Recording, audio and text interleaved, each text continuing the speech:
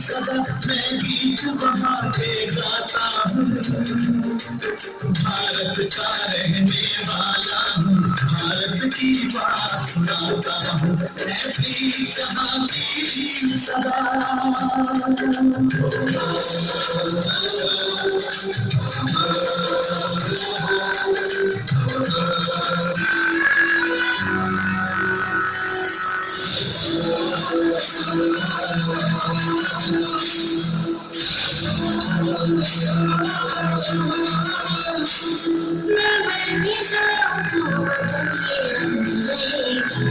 सदियों से आबाद और आबाद रहे,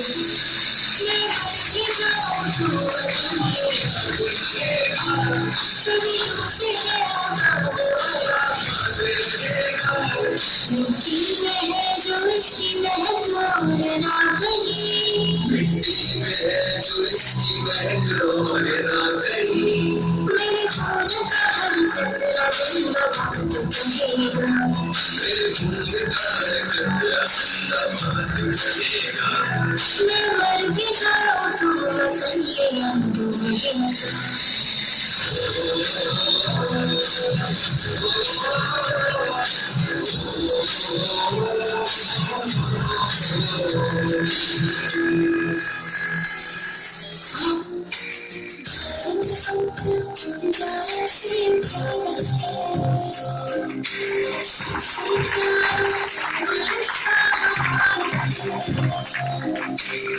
सदियों से भारत भूमि दुनिया की शान है, भारत माँ के चरणों में जीवन कुर्बान है, भारत हमको जान से प्यार है।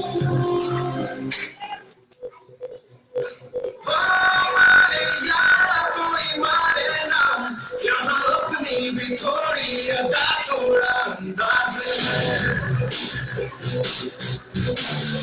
ऐसे है चाहे वैसे है, अरे जो भी है जैसे है खुद पे हम नाज है।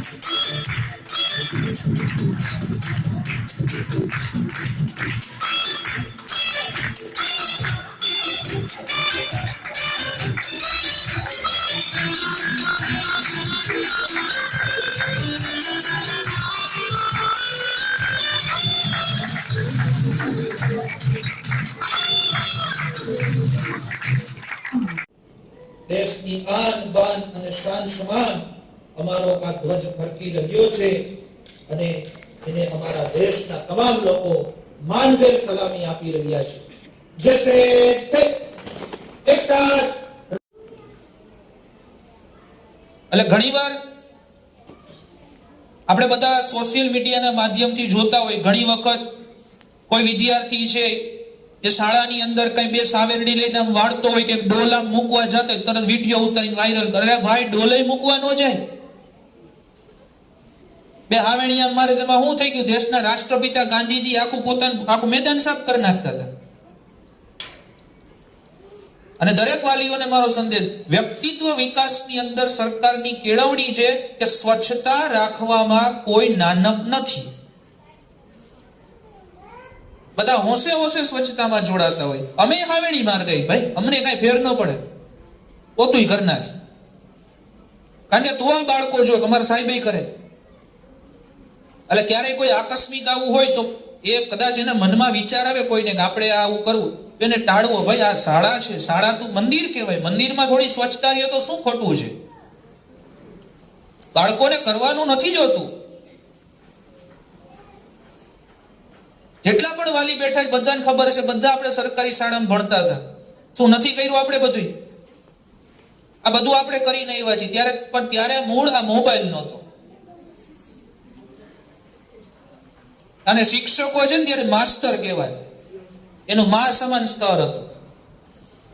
અને ઘરે ફરિયાદ જાય ને એટલે હામી બે ઝીકવામાં આવે, ફરિયાદ લઈને ન આવતું. એ બરોબર જ માયરો હોય. મારા ઘણા જૂના વિદ્યાર્થી બેઠા છે, એ ફરિયાદ નહીં, ભલ ડોલર નહીં, પરફેક્ટ જ હોય, તને સીધો કરવા જ કહ્યું. કારણ કે જેટલા પણ બેઠા છે એ અમને હૃદયથી વધારે વાલા છે. કારણ કે મેં પહેલા જ કીધું, આ બગીચો એમનાથી જ હાલે. દરેક પ્રવૃત્તિ છે એમના થકી જ છે. આ એ વિદ્યાર્થીઓ છે.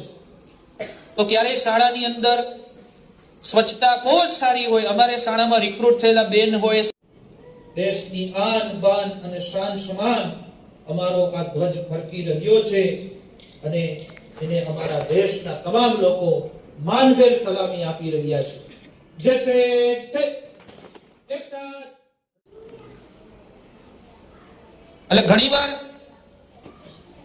આપણે બધા સોશિયલ મીડિયાના માધ્યમથી જોતા હોય, ઘણી વખત કોઈ વિદ્યાર્થી છે એ શાળાની અંદર કઈ બે સાવેરડી લઈને આમ વાળતો હોય કે ડોલ આમ મૂકવા જતો તરત વિડીયો ઉતારીને વાયરલ કરે. ભાઈ, ડોલે મૂકવા ન જાય. બે હાવેણી આમ મારે તેમાં શું થઈ ગયું? દેશના રાષ્ટ્રપિતા ગાંધીજી આખું મેદાન સાફ કરી નાખતા હતા. અને દરેક વાલીઓને મારો સંદેશ, વ્યક્તિત્વ વિકાસની અંદર સરકારની કેળવણી છે કે સ્વચ્છતા રાખવામાં કોઈ નાનક નથી. બધા હોંશે હોંશે સ્વચ્છતામાં જોડાતા હોય. અમે હાવેણી માર ગઈ, ભાઈ અમને કઈ ફેર ન પડે, પોતુંય કરી નાખી. કારણ કે તું બાળકો જો અમારા સાહેબ કરે. એટલે ક્યારેય કોઈ આકસ્મિક આવું હોય તો એ કદાચ એના મનમાં વિચાર આવે કોઈને કે આપણે આવું કરવું, એને ટાળવો. ભાઈ, આ શાળા છે, શાળા તું મંદિર કહેવાય, મંદિરમાં થોડી સ્વચ્છતા રહે તો શું ખોટું છે? બાળકોને કરવાનું નથી જોતું. જેટલા પણ વાલી બેઠા છે બધાને ખબર છે, બધા આપણે સરકારી શાળામાં ભણતા હતા. શું નથી કર્યું આપણે બધું? આ બધું આપણે કરીને આવ્યા છીએ ત્યારે મૂળ આ મોબાઈલ નહોતો. અને શિક્ષકો છે ને ત્યારે માસ્તર કહેવાય, એનું મા સમાન સ્તર હતું. અને ઘરે ફરિયાદ જાય ને એટલે હામી બે ઝીકવામાં આવે, ફરિયાદ લઈને ન આવતો, એ બરોબર જ માર્યો હોય. મારા ઘણા જૂના વિદ્યાર્થી બેઠા છે, એ ફરિયાદ ને ભલ ડોલર નહીં, પરફેક્ટ જ હોય, તમે સીધો કરવા જ કહ્યું.